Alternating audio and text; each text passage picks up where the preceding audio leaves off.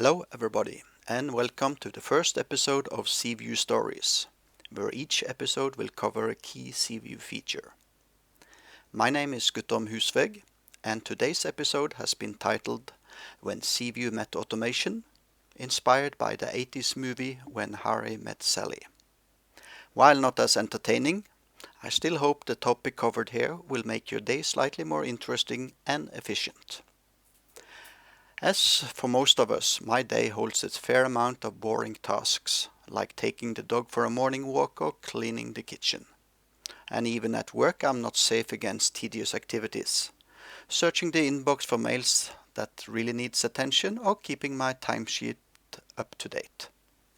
In an attempt to reduce the amount of boring jobs we all need to do, we have introduced the automation module in Ceeview 2.1. While it may not yet be able to take the dog for a walk, it can automate many tasks and thus free some time for more creative activities.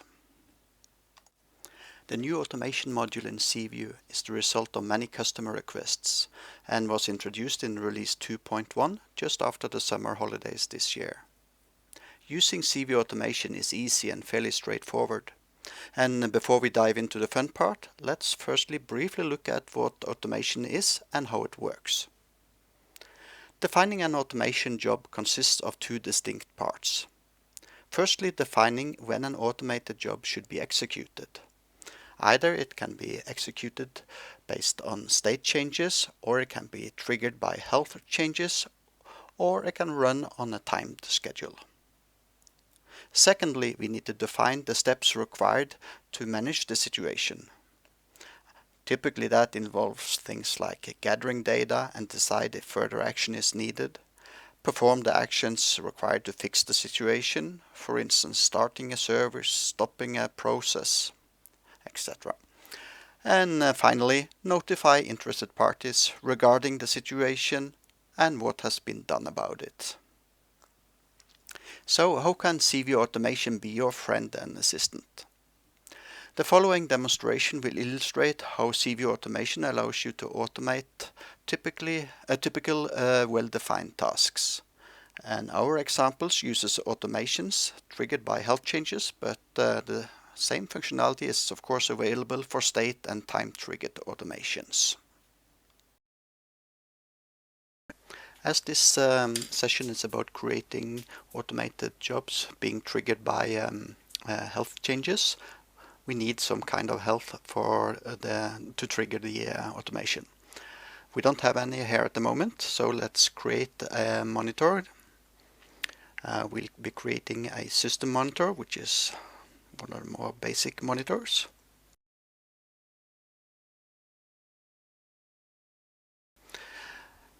It will be monitoring only my machine, and it will only be monitoring the CPU usage. So we'll skip monitoring of both memory and disk.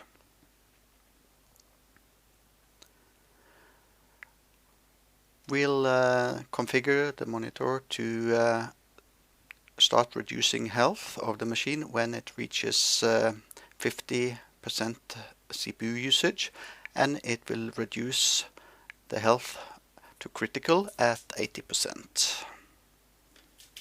Then we'll create the monitor, and we should see that the machine already has a health index.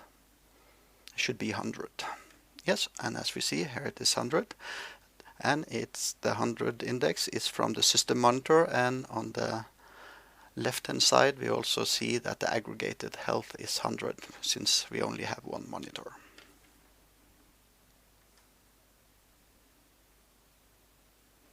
And on the home page we can see similar information. The aggregated asset health indicates one OK machine. We will create two sample automation jobs in order to demonstrate Ceeview automation today.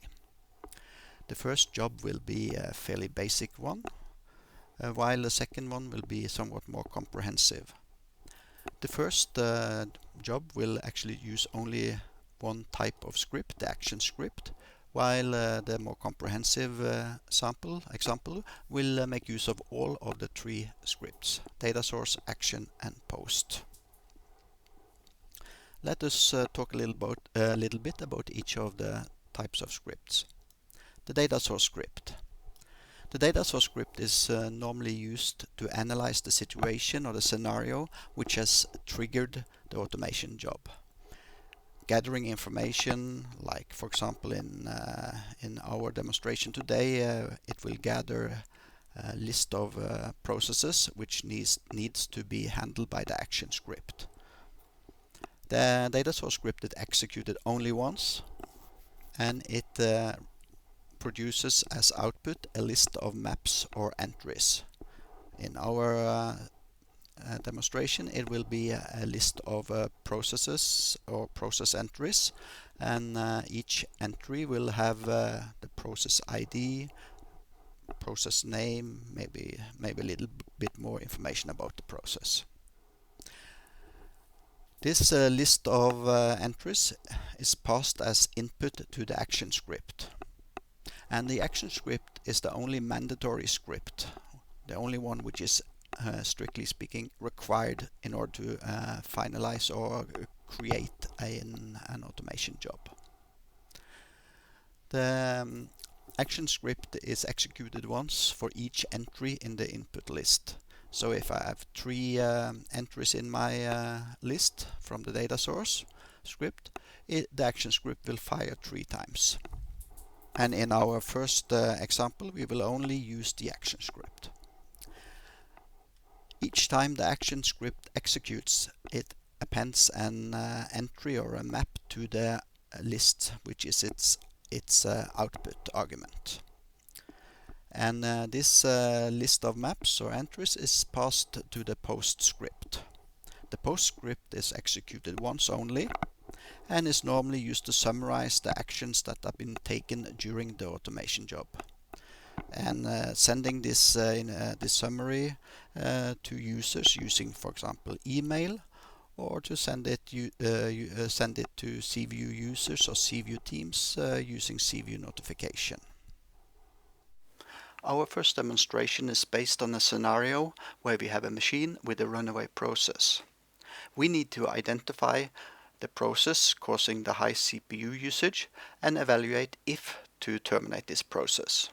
We want this action to be triggered by a reduction in health for the machine.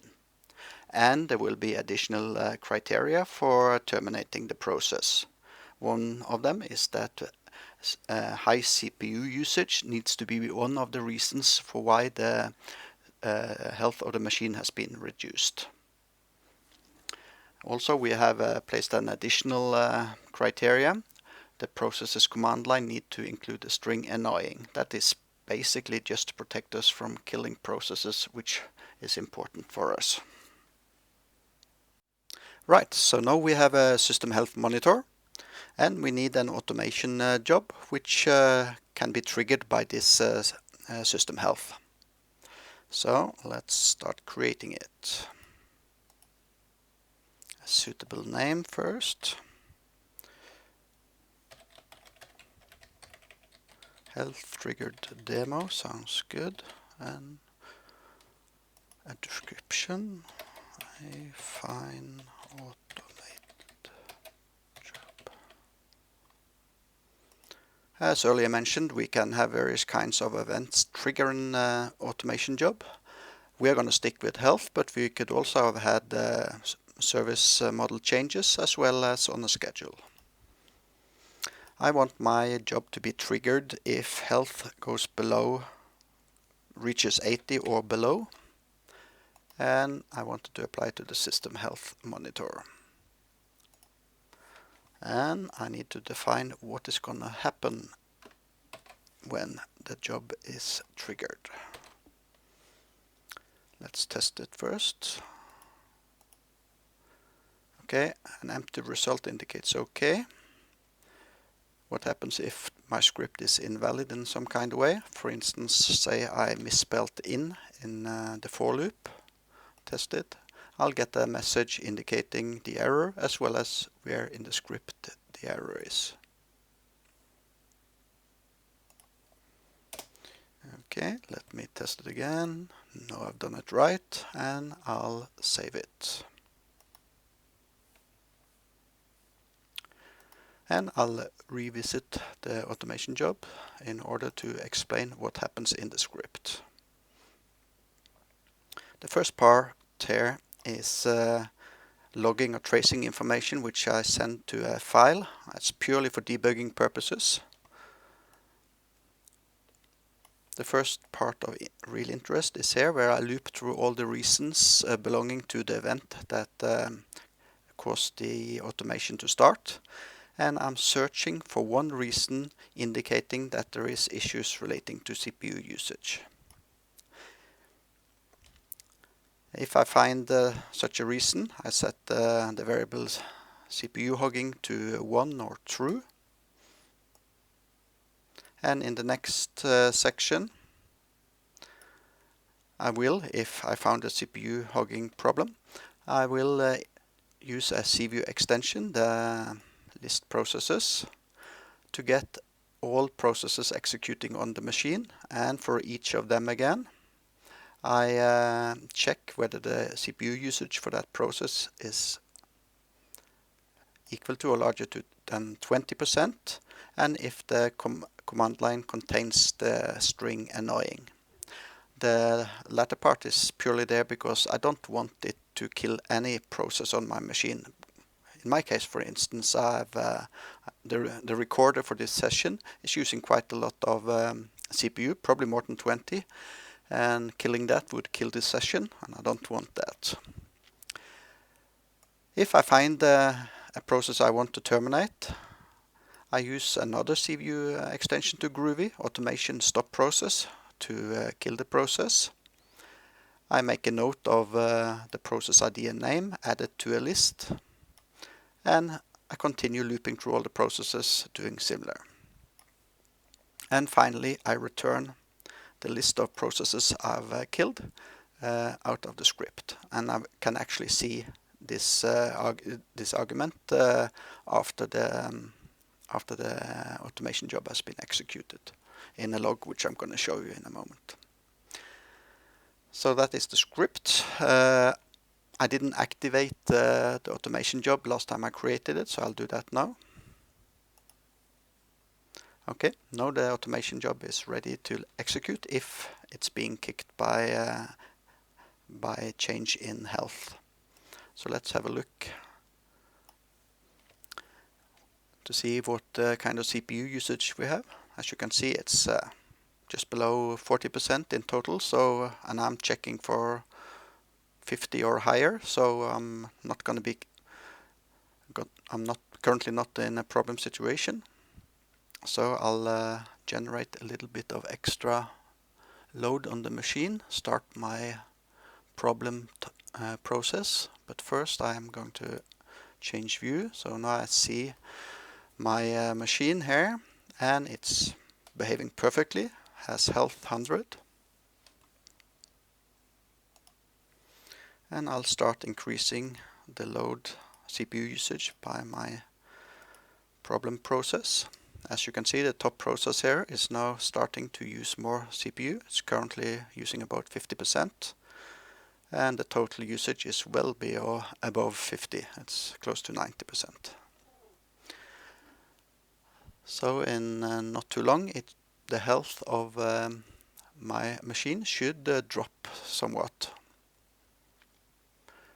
Ceeview, or my installation of Ceeview, has been configured to check, I think it's every 60 seconds. So within 60 seconds I should see this system health dropping down from 100.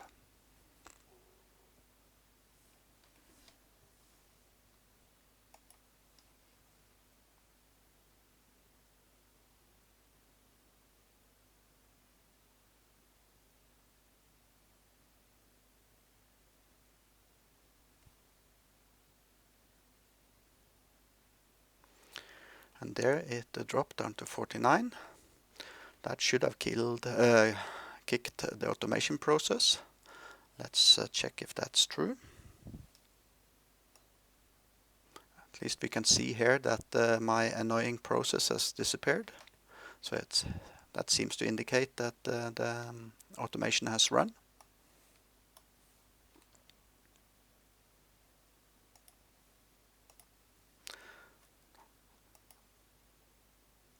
Here we see the first entry in the log for this automation job. It executed a few seconds ago, and it returned this data, an annoying CPU hogger, which was the one we saw in the task list. So it has executed, and the task list indicated that it had been killed, and I also observed it disappearing from my screen. So it worked as it should. If we check the health of my machine, we see now it's back to 100 again. We can have a look at history for health. It's this last part here. So here we had the problem situation, close to 90% CPU usage in total. Then the job was killed and the health went back to 100. Right, so that was a simple automation job, basically detecting a problem, terminating the process, and that's it. The second demonstration is based on the same scenario as for the first demonstration. We have one or more runaway processes. We need to identify which processes this is, stop them, and possibly restart the processes. And to finish off, we need to inform a group of people about the actions taken. An additional criteria for this demonstration is that it will demonstrate the use of all of the data source, action, and post scripts. As for the first demonstration, it will be triggered by a reduction in health for the machine, and we will use the same criteria for why a process should be terminated. And in this scenario, any process that we terminate, we will attempt restart for. The notification consists of two parts. We're going to send a mail to a specific user, and secondly, we are going to send notification to a Ceeview team, and we are going to use Ceeview's mechanism for notification. Okay, so let's get started creating our second automation job.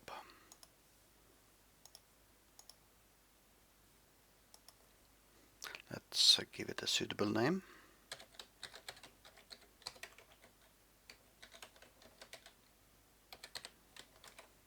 And a description.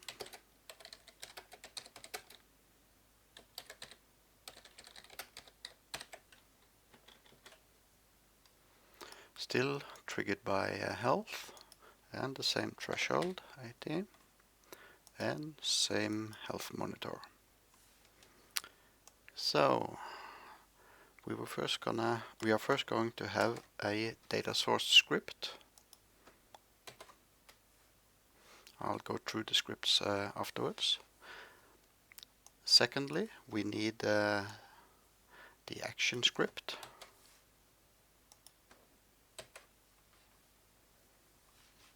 And finally, a post script.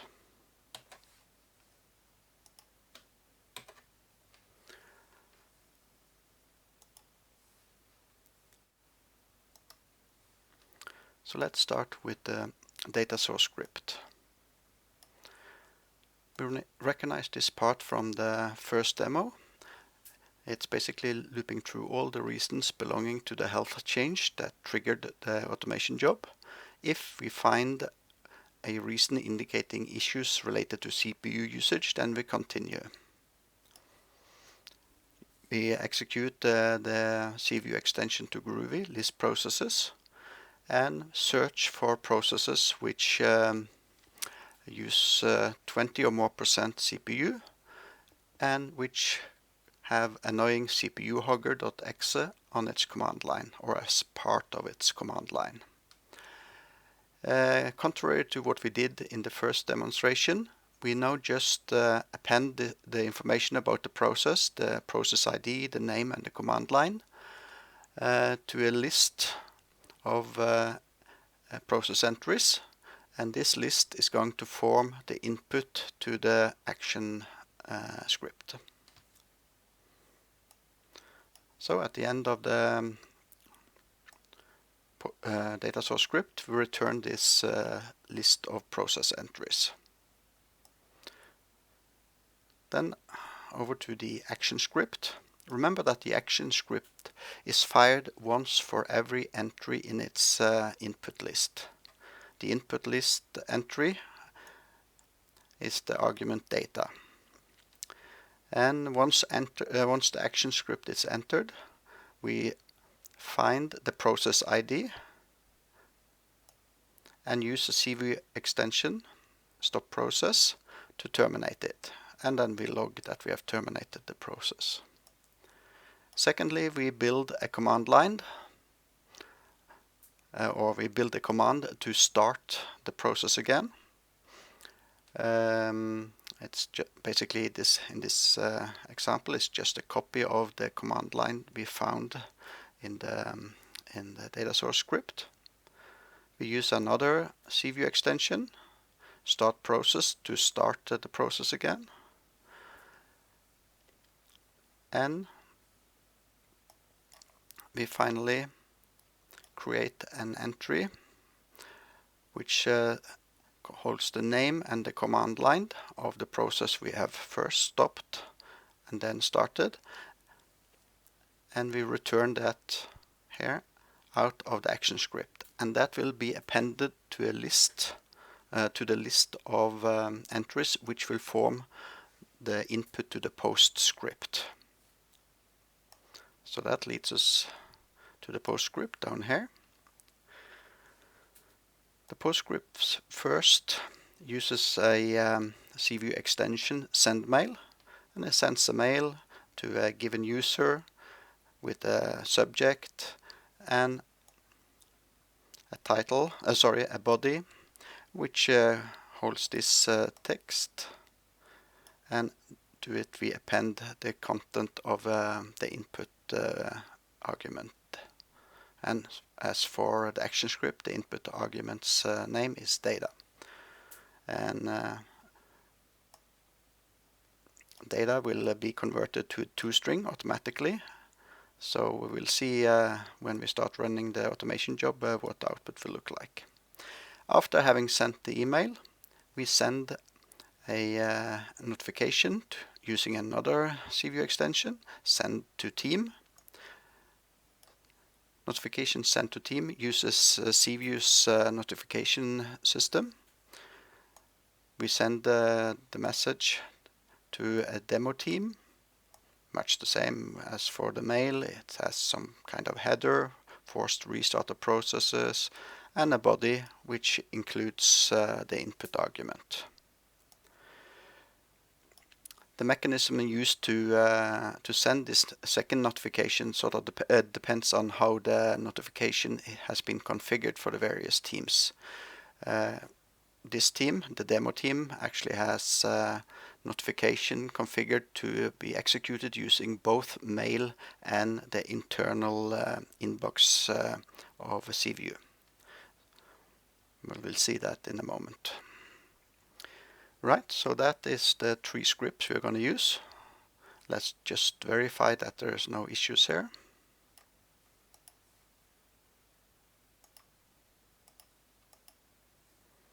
Good. And then let's run the action script. Fine. Currently there is no test mechanism for the post script.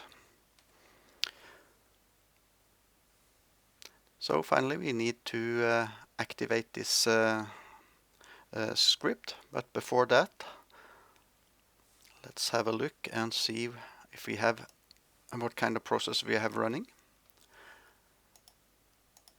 This is the 2 potential candidates for being killed. Currently they use hardly any CPU, so they wouldn't be killed, but what we are going to do is to activate the automation job. Then I will trigger these 2 processes, an annoying CPU hogger and an evil twin of the annoying CPU hogger, to start using lots of CPU. And after a while, approximately a minute, the health of the machine will change triggering the automation job to run, and these two processes will be terminated and that started again. So let's see if we can get this to work. I'll activate the job like that. Everything is nice and green. We can check here to see that what happens with the two annoying hoggers. We'll start making them use lots of CPU.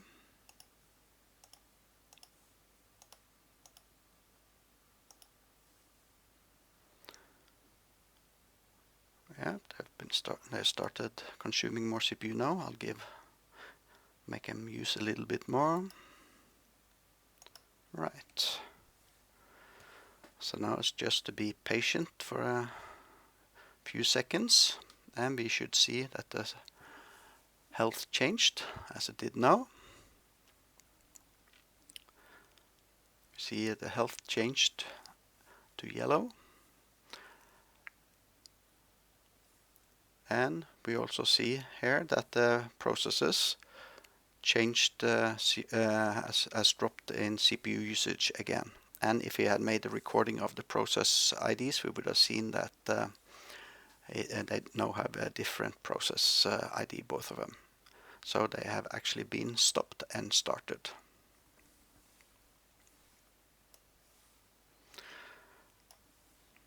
Alright, so how can we verify that this actually has happened? Well, one way is obviously to look at the automation job itself. Here we see that it was executed, and by clicking on the job or the result of the job, we see which processes has been handled. So it's the annoying CPU hogger and the evil twin as well. But we configured some notification and mailing, so let's see if we can find that. Let's go for the email first.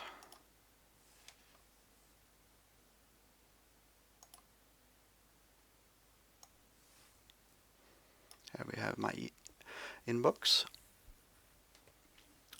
I've got two mails there. This is the email box for guttorm@husvik.net. We got two mails, and the reason for that is that we've sent one mail directly using email, and we sent one notification using Ceeview notification, which actually sends mail as well as sending a message to the Ceeview inbox. So that's why there is two mails here, because I got one directly and one through Ceeview notification. So that leaves us to check the inbox. And here we have the notification in the Ceeview inbox. This concludes the second demonstration, and I hope you'll find the Ceeview automation both powerful and useful. Well, that was a brief presentation of Ceeview automation and how to use it. Hopefully you can use some of its features in order to make your day more efficient. And while today's story is over, please join us for the next episode of Ceeview Stories.